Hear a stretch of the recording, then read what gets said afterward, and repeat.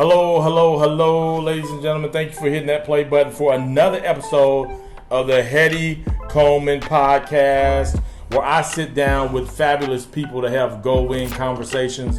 Go-win is being consistent and doing the right things that allow for you to achieve the wins that you have defined for your life so that you can live out your greatest story. Now, ladies and gentlemen, I want three things to happen from you listening in.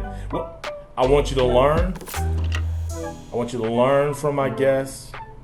I want you to be inspired, and I want community to happen. In some way, I want to see the people who start listening in to the Heady Coleman Podcast. I want us to be able to connect in such a way that we form community. A community supports one another, achieve our wins. And so today, ladies and gentlemen, sometimes you just got to dig in your past, right? Your past and your future, your current life. You got to dig and grab somebody and just sit down with them and catch up, see what's going on. And so, ladies and gentlemen, I grabbed the one and only Lenon Williams. What's up, Lenon? Good. How are you doing today? Man, I am doing good. So let me just give them a quick summary of what's going on here. So Lenon and I graduated high school together. Long time. We family / friends kind of thing. Somehow Lenon snuck out of Oklahoma, y'all. So whenever Lenon is back in Oklahoma, I won't tell y'all where he snuck off to. Y'all, if you're from Oklahoma right now and you're listening, you already know where he snuck off to, and we do not appreciate that, Lenon. We don't appreciate that. And so whenever Lenon is back home in Guthrie, America, I love being able to connect with him and sit down with him. And when I found out that he was coming to the great city of Guthrie, America, I was like, man, let's sit down and let's chop it up and let's just talk about a few things. So, Lenon, just give a real quick catch the people up on who you are that's listening in. How do you tell your story real quick? Married, have 3 little kids, 2 older kids. I'm a business owner.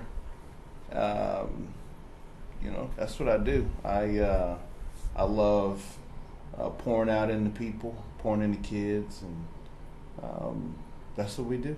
Now, when did you start recognizing your love to pour into kids? I'll say this. I recognize that when I started coaching track and field, probably about 23 years ago. Okay. So how did you end up coaching? Because whenever I can't remember how I found out. I think somebody said Lenon was coaching track in Custom, Texas when you started, right? Well, I started here. Oh, did you really? We had a small track club called Running for Jesus. Okay. And we had 4 or 5 runners, and it was hit and miss, but we had 3 consistent runners that stuck with us, and man, it was really, really nice. And then they went on. One of my runners went on to play football at UCLA, came back to Norman to OU to play baseball, and it was just the feedback that he gave me.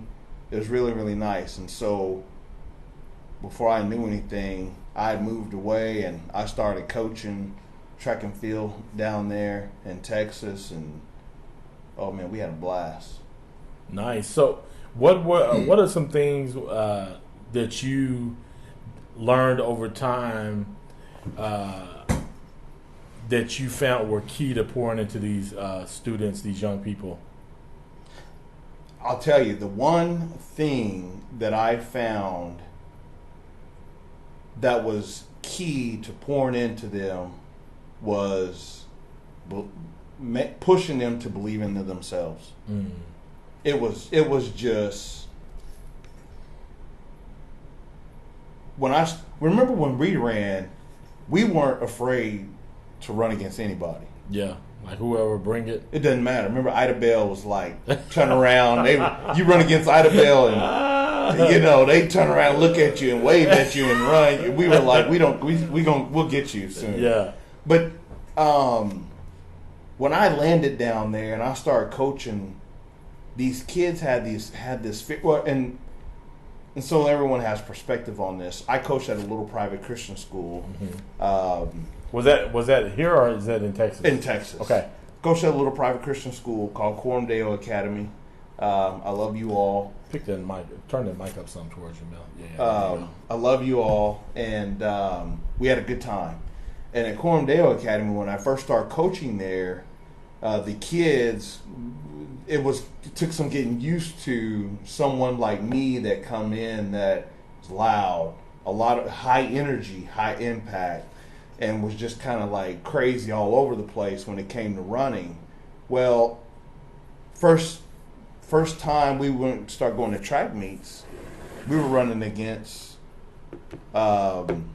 we'd run against schools like down in DeSoto, predominantly black schools, and they would be just petrified.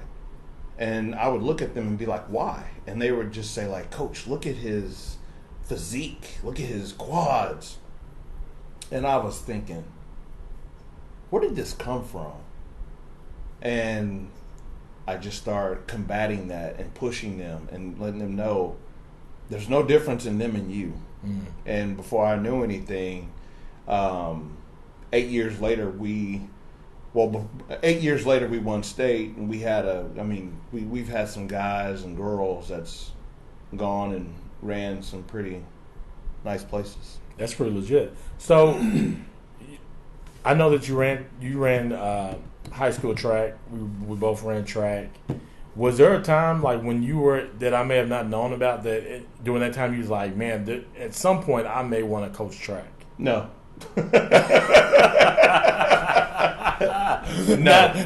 It didn't ever cross your mind? No. That's hilarious. But somehow you ended up there, loved it, loved investing in the kids and all that. And so now at some point you meet your wife. That's correct. Tell me about her and how y'all met. Oh, wow. Hey, whatever you can tell. You know what I'm saying? When we play a prank on people, and if you let her tell the story, she's like, yeah, he messaged me on social media, and his profile picture was a white guy. and people know that I'm a wise guy and I play pranks, so they're like, what? And then she tells the story about, when we met, he was a black guy. But for everyone out there. But for the record, she's a white lady. That is correct. And that's the reason she says that. Yes, yeah. yes. Uh-huh. But for the record, we met whenever I moved to Texas. I moved down there to pursue my master's and go into my PhD program. And for work, I worked for a place called Washington Group International, and I was ahead of all of their security cameras. And anyway, she came in to work, and I had no plans on, living in Austin, Texas. I had no plans on getting married, and when she walked in that day, it was just kind of like a showstopper. And she, for everyone out there that knows, she's a big UT girl. I love Oklahoma, Boomer Sooner, and if that's who I am. And one day, I had on some OU track gear. I was getting ready to go run on a jog, and she made a comment about OU, and I walked back in and I said, "Who said that?" And she said, "I did." Anyway, long story short, we made a bet.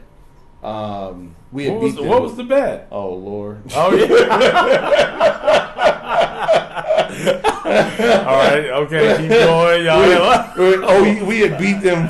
We had beat them 5 years in a row. So I just knew number 6 was coming. Well, we made a bet. Her and I went to the game. We lost that bet. Oh my goodness. And that was. And for all those of you that know, you watch the Red River Shootout. It's typically in October, and we were married in January. Oh, wow. Okay. So you met in October and married in January, or you had kind of known each other, but when y'all started dating in October, then you got married in January? Yeah, we kind of knew each other earlier in that year when she came to work. And, we just saw each other at work here and there. And then, of course, later in the year, that incident happened. And we've been married now going on 15 years. We have 3 little bambinos. Faith is our oldest. She's 12. And Zaylin, he's 9. And Paisley Grace is 7. Wow. Nice. Now, and so been married 15 years. Let's jump back. So one of the things that I wanted to be able to touch base with you on is leadership. For me, leadership is about serving others. And I knew that you had this experience to where you were investing in students. I know that you also, and we'll get into some of this, you own your own business.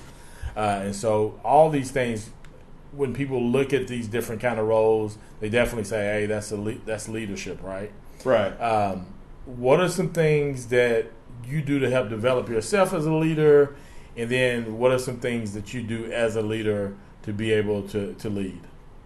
Well, so, I was thinking about that on the way over here, and I thought, Lenon, what is it about leadership? If someone said, what does a leader look like? Of course, our coach that we had, Coach Tarter, I said it would look like Coach Tarter. He passed away recently. I said it would look like my college coach at Oklahoma Baptist University, Coach Glenn Stone. And then I thought, okay, well, what does that mean for you? And so as a leader, what I grasped and what I've come to see as leadership is you motivate. A leader motivates. A leader pushes others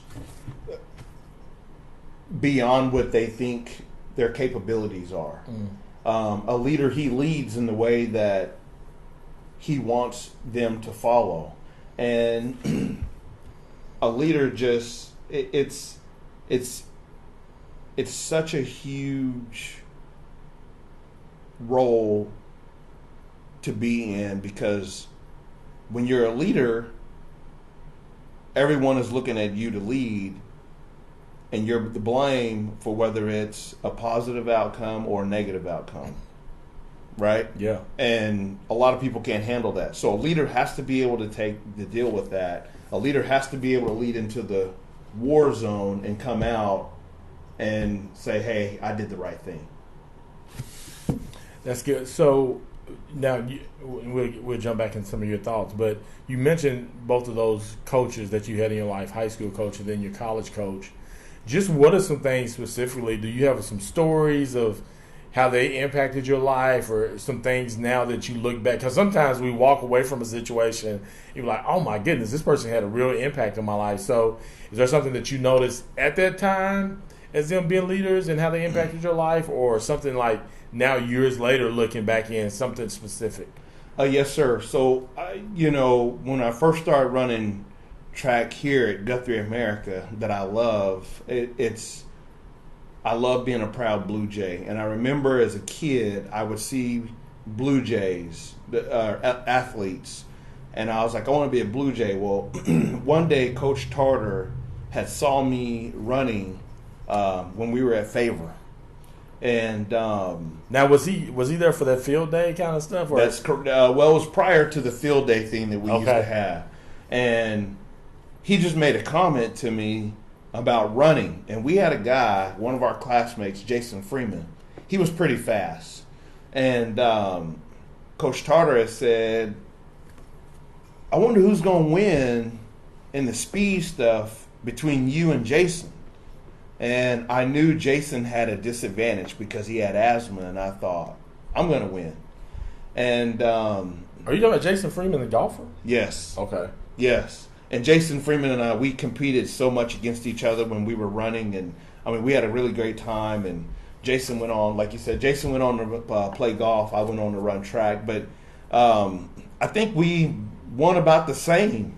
I think we came out about equal that day. But anyway, Coach Tarter had got me into running because he saw something in me, and I didn't want to run. He stayed on me, and just like I said earlier, he pushed me beyond the limits that I thought I was capable of doing, and he facilitated a relationship with Coach Shelton and I when Coach Shelton was the PE teacher. And so I started running, and before I knew anything, I became that 800-meter runner. Mm. Yeah. Now, again, I know Coach Charter. I know your relationship with Coach Charter to a certain degree, right? In that, he sees you at that moment. He begins to recognize something in you. You eventually get to high school where he's the high school coach, right? And he instilled in you what in order for you to continue to progress. Because, there's a lot of times you see kids and you think, man, they got some potential, right? But what made you stick that out, and what did he instill in you to run all the way through your senior year and do well? Oh, Coach Tarter. What are some things that you think, man, he was consistent in doing this particular thing? Pushing you every day. Telling you can do it when you think you can't do it. Of course, and again, I was an 800-meter runner.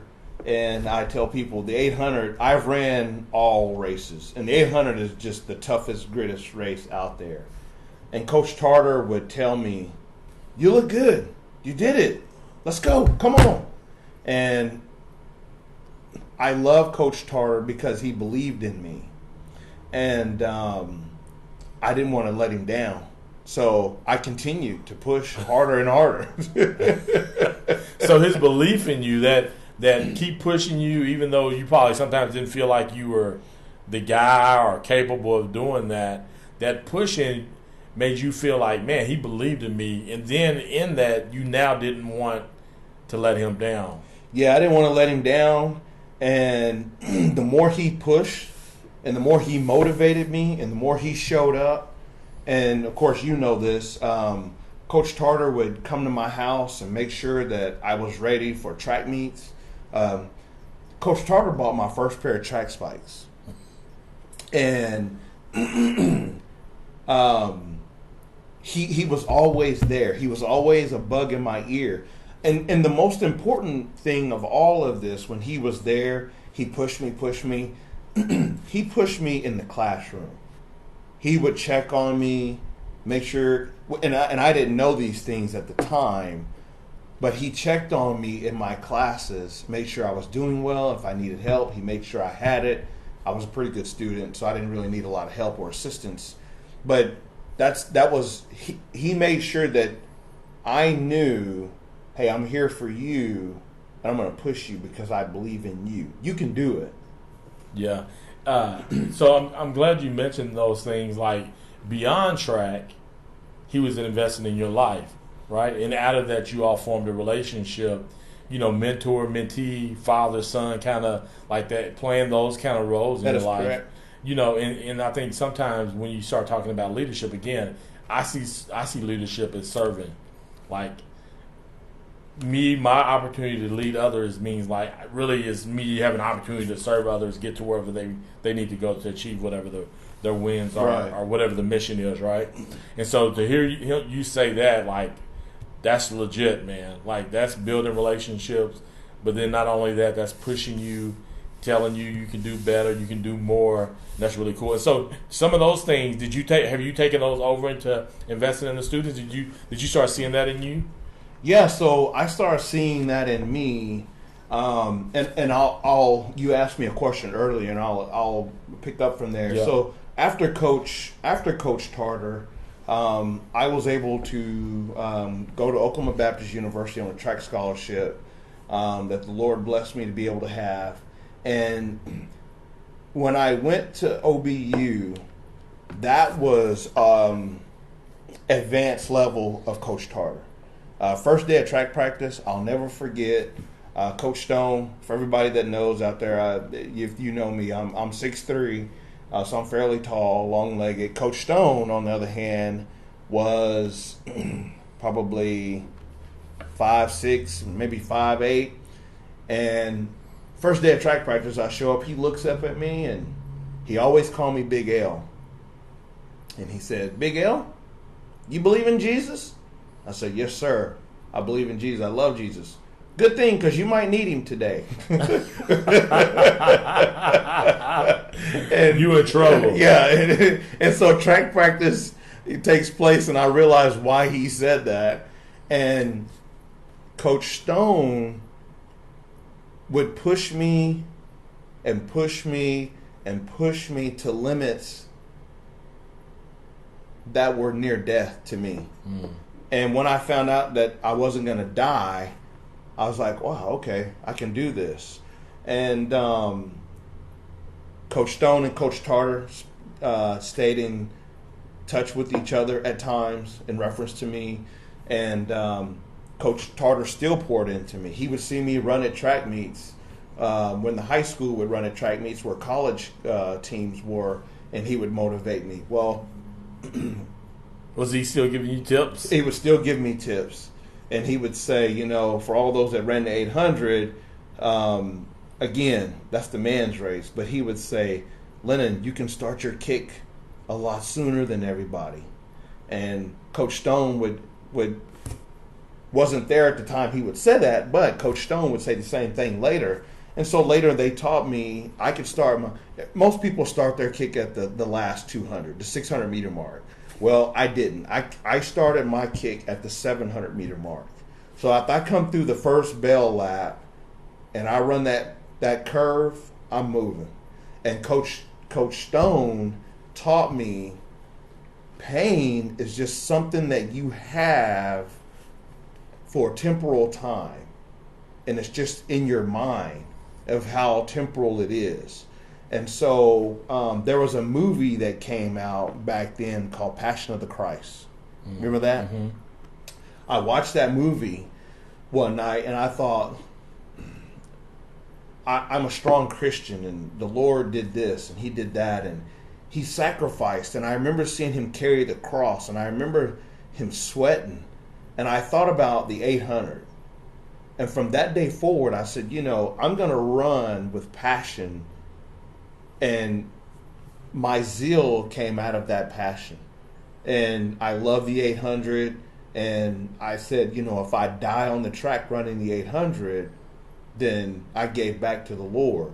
And Coach Stone knew that, and he poured into that. And it made me the difference in a 155 800 meter runner to 152 800 meter runner, and faster and faster and faster. And that's what they both did. And their leaderships, there's nothing that can define Coach Stone and Coach Tarter's leadership. Yeah,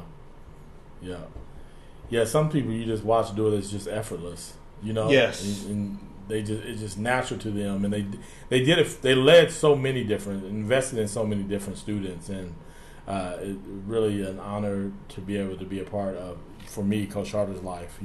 Right. To have him have had him invest in me as well. So, man, now we talking about this leadership thing, and you getting to invest in students and lead in those kind of ways. Somehow you worked for a job, and then made a transition into working for yourself. Like, tell us the story how that ended up happening. So I always grew up, my childhood was a little turbulent here in Guthrie, Oklahoma. My mom, she was pretty wild. But anyway, I had an encounter as a kid one Christmas where we were less fortunate to have a Christmas.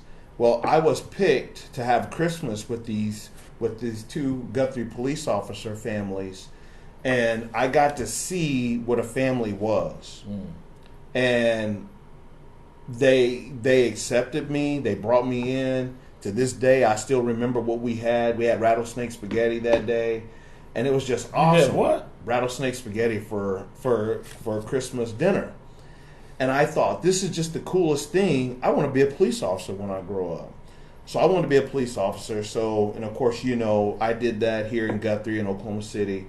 And I love those careers. Well, when I left and I moved to Texas, I began thinking, how am I going to work somewhere that has the flexibility that I had at Oklahoma City Police?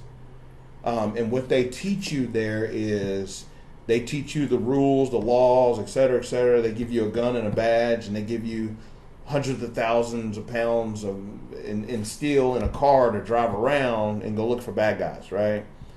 And I was thinking, man, that's kind of essentially, it's kind of like you're working for yourself, but you work for the people. Yeah. So when I moved to Austin, I worked at this place at Washington Group International until I graduated, because it gave me flexibility. Well, when I graduated, I knew that I was going to go back into school, pursue a PhD, but it was time for me to move away from that particular job. And I had a buddy that was in oil and gas. I got to see what that was like. Made a good, successful career out of it, and launched my own business. And we kind of worked hand in hand together. So you worked for oil and gas for your friend for a little bit? That is correct. Okay. And while doing so, I started realizing that my leadership that I had, because we would go out and do team things in the public, and we would go out and seek leases from homeowners. Well, I started recognizing there was a style that I had that I brought as an athlete to the forefront whenever I would go out in my profession, and it worked. And so other guys and girls that was in the office would follow and do the same thing. And I was the newest guy. I wasn't supposed to be beaten. I was beating anyone in the beginning, and in the beginning I did. I beat everyone. And then I got to thinking, wow, I like this. And I was helping people, which is what I love to do. I love to help people. And so I launched my own, and it just went from there. And that started the entrepreneurship. Okay. And so, just real quick, because when you said you were beating them, was it sales related? I'm sorry. Yes, that is correct. It was sales related. We had a certain amount of leases that we needed to get, and performance levels that we needed to reach, and Gotcha. I was just maxing them out every week. What? So I love people who can sell well, and I'm 1 month my theme is just going to be sales for the podcast. But just real quick, what are some things that you feel like you were consistent in to achieve your sales and to be one of the best?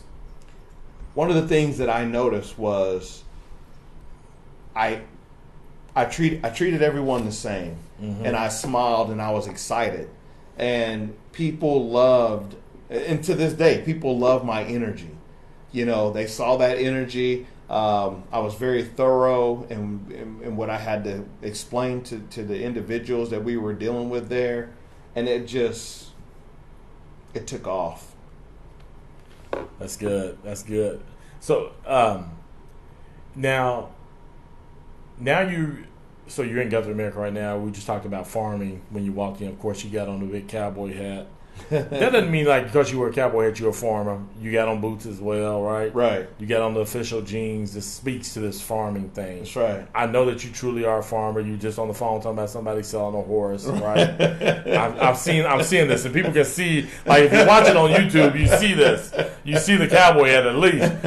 How in the world did you get it? Like again, you know somebody when they're young. We get it older. We start making change. Like. How do you get into the cowboy hat and farming? Oh man! So my family on my dad's side were farmers. I'm sorry, they still are farmers. We have land out east of Langston here. Okay. And so whenever I would go to my grandparents, my dad's side, on the summers, that's what we did. We farmed. For all those that know, right now it's harvest season, which means it's hay time. So you're cutting hay, you're baling hay, you're stacking hay. and I hated it. I hated it. I just like going with Big Daddy and Big Mama in the truck and have my Red Ryder BB gun and, you know, go fish. Anyway, they made me work, and we would buck bales of hay, little square bales. And it taught me hard work. And when my Big Mama died, when I was a kid, there was a part of me that was like, I want to carry that on. She would be very proud of me if I worked hard. So I read a lot of books because that's what I figured was going to make me smart. I'd read a lot of books. Anyway, that's where it all began. And of course, my mom, she didn't like that.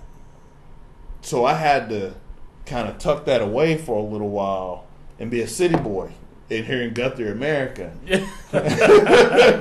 Not out in Langston or Cole. And so I did that forever.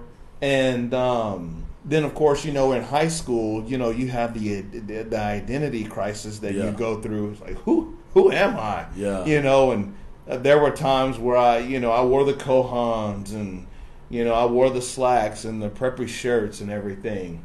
And, of course, you knew I lived out in Seward. Yeah. But out in Seward, Granny and Pawpaw, they had we had gardens and we had goats and rabbits and everything. And I loved it. And it just brought it back. Well, when you go off to college, that didn't go with me. Uh-huh. So all those years, I suppressed it and I had to learn the city life. And then one day I was thinking, I don't like it. I'm not a city boy. And I went back to my roots and, you know, I had a lot of notes that I took as a kid along the way that I held on to. And my dad, he was farming. I would listen to him and I brought it back and here I am. So that's cool. That's really cool. No, that's super cool. And farming to me is very entrepreneurial, right? Yes. Like you bale the hay to sell the hay, right? That's right. Or to also feed your animal. Right. But or whatever you're growing, you turn around and you sell it. So still in that lane of entrepreneurship. And still being able to use your charm, right? And build relationships to sell and buy whatever that may be. So now you also, how'd you get into roofing? Because you do roofs, right? Yeah, we do. I own a construction company, and man, I tell you, it's so the oil and gas back in 2008. Oil and gas was going great. Oil and gas did what it does. Yes, up and down. In 2008, it fell out. It went crazy. And so I'm at home, and I'm sitting here, and I'm thinking, man. And for all those that know me, they know I can't sit still long. I got to work. If I'm not working, I'm dying. And so I was sitting here thinking, I got a wife and I got bills, and what am I going to do? So I kept working. I thought, we're going to make this.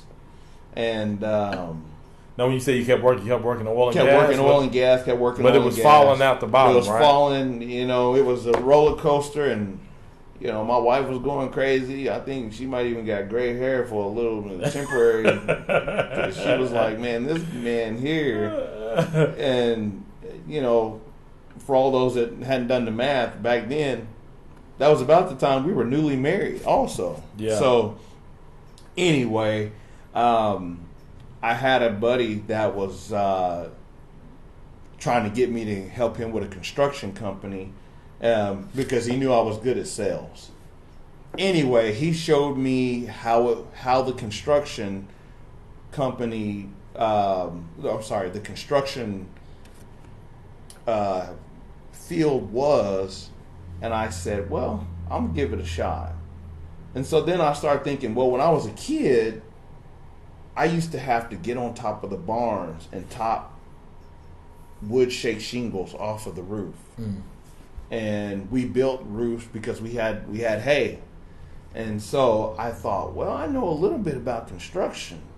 And then I thought, well, I knew more than I thought I knew. Anyway, I just took a leap of faith, which I'm known for doing. I'll take a leap of faith in a minute, and I just jumped. And we were doing roofing, gutters, and fence work, right? And I just applied the same principles of my leadership and entrepreneurship that I had to that, and it took off. Which one have you enjoyed the most? Oil and gas. I love oil and gas because it made me feel I helped so many people, and my passion just came out of it, and it was just so rewarding. And so I would have to say oil and gas. Which one's the hardest? Oil and gas. And that's probably another reason why I don't like anything easy. Yeah. I ran 800. Right. Yeah, you ran 800. Yeah, for sure. Okay, so which one was easier to start? The construction company was easier to start. Yeah. Which one did you do the longest? Oil and gas. Okay. And I still do some oil and gas consulting, and it's there. It provided from my family and I won't let it go because it was so instrumental in my life. But I had to let. At the end of the day, it's not my calling, and so. As a leader, you have to know when you are called to do your job for the Lord. Mm-hmm. You have to know. And you know this, Greg. His will through us, what he wants to get done, it will be done. Mm-hmm. Now, whether you agree and decide to go do it, that's a different story. But you'll do it one way or the other. Yeah. And that's where I'm at now. Yeah. Yeah, that's good. That's good. All right, so we talked about leadership, we talked about entrepreneurship. Both of these things kind of feed into this next thing that we want to talk about, and that's you being a dad. Man, just kind of share just talk to us like you're talking to men who have yet to experience being a father. Man, fatherhood, it is, it's the greatest thing that you'll ever do in your life, in my opinion, because you have been blessed with life.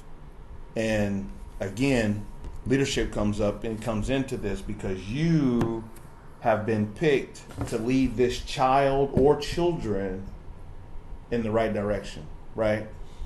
And I often tell people this. I'm a human developer. That's what I do. And I'm developing and facilitating young people for the next chapter in their life. And to do that with kids, it's scary at first because you don't have a manual. Everything we got manuals that show us how to operate. You don't have that with kids. And I'm blessed and fortunate to be able to say, you know what? I have kids, and I wake up every day. I smile. You have fun with them. You enjoy life with kids. You have a lot of fun, and don't be too serious. Don't be too serious. Why do you think it's important not to be too serious? I mean, in my head, I think a lot of things we shouldn't be as serious as we are. Right. I think there's just a lot of things. For me, I'll just say, for me, it's in this. I don't know, this is where you come from, but for me, it's like, man, at the end of the day, I know I'm just a vessel. Right. Like, in my life, a person of faith, I understand the role that God plays in my life and the way that I see Him. And it's like, man, I'm just here to serve, right? Right. And I had that mindset and stuff. It's like, I'm not gonna take any of this stuff too serious because God's in control of all of it. That's correct. That's right. You know, Right. for you, when you say don't take it too serious. So, you know, I tell people don't take it serious. So, you know, I had an issue about a year ago. Yeah. When you say issue, health. I had a health issue. I had an aneurysm in my aorta, and it busted. And essentially I died. Well, the Lord sent me back. I'm here. I recovered. During recovery, you have a lot on your mind because it's painful, and there are times where people aren't around and you just have time to think. And I had a lot of time to spend with the Lord. Because you were in there how long? I was in the hospital 10 days. 10 days. It felt like it was longer than that. It did feel like it was longer.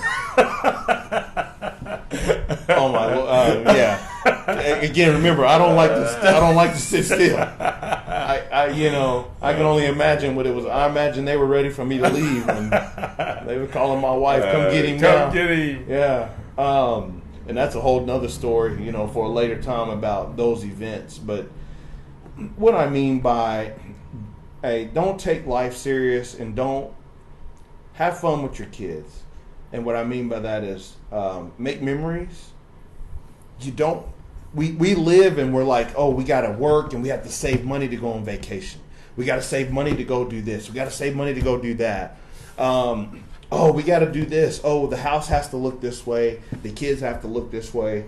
But in reality, what's happening is we're losing traction. We're losing ground all that time. Whereas, let's go out and play in the sand. Let's go play in the dirt. Let's go play hopscotch. Let's go play tennis. Let's go for a jog. I'm goofy with my kids. I play pranks on my kids. My kids know. When we go places, including myself, I never know when. I'm so spontaneous. I never know when I'm going to mess with somebody. But my kids, they laugh. As a family, we laugh. We have fun. And I gathered all of that when I had this surgery. Because I was like, what was it all for? The hard work of saving money, and one day you're gone. And I thought, I didn't want to have any regrets, right? Yeah. And so, and for those that know me, not that I had regrets prior to it, because I did live life. I lived a nice life. But even more so now, we have a lot of fun together. And I just tell people, don't be too serious because you're losing ground. Whereas you can go and make a lot of memories with your kid. Do that. Be goofy. Go get donuts. Eat donuts together. Be with them, through the good times, the bad times. And, the bad times are going to come. But the thing that gets you through those bad times is those goofy times. I love that. The family, depending on the makeup of it, right? I have 3 children, have my wife, then me. All of us are different. Like, the family is like the most diverse thing when it comes to like personalities and things like that. How do you manage that with your kids having different personalities? And I also, like, 2 of my kids are biological. One's my stepson. He's mine. He's been blessed to have 2 dads who are active in his life. But you have all these different dynamics that can make up a family. Like, talk to me about what it looks like for you and how you manage that. Oh, wow, man. People look at my family and you're like, whoa. My kids are high energy like me. My oldest daughter, she's a barrel racer. And I used to think that she was going to be the less athletic of the 3. Because you look at Zaylen, and he's just a natural runner. He has my form. And then you look at my baby girl, Paisley Grace, she loves gymnastics and barrel racing. Well, just recently, they started running track this summer. And she's got a long stride like I do. And she's the strongest out of all 3 of them when it comes to running. And then Faith, my oldest one, that's the barrel racer, that's running fast on these horses, comes out of nowhere and is a runner all of a sudden. And so it's been very... and I tell people I didn't push track and field on my kids. Sure you didn't. Sure you wasn't praying and fasting. Lord, let one of them be. Yeah, just one, please. But it's so awesome and fun for me to sit back and give them their lane. Mm-hmm. I give them their lane. Hey, like Faith, she started barrel racing, and I wanted to say no, but I didn't.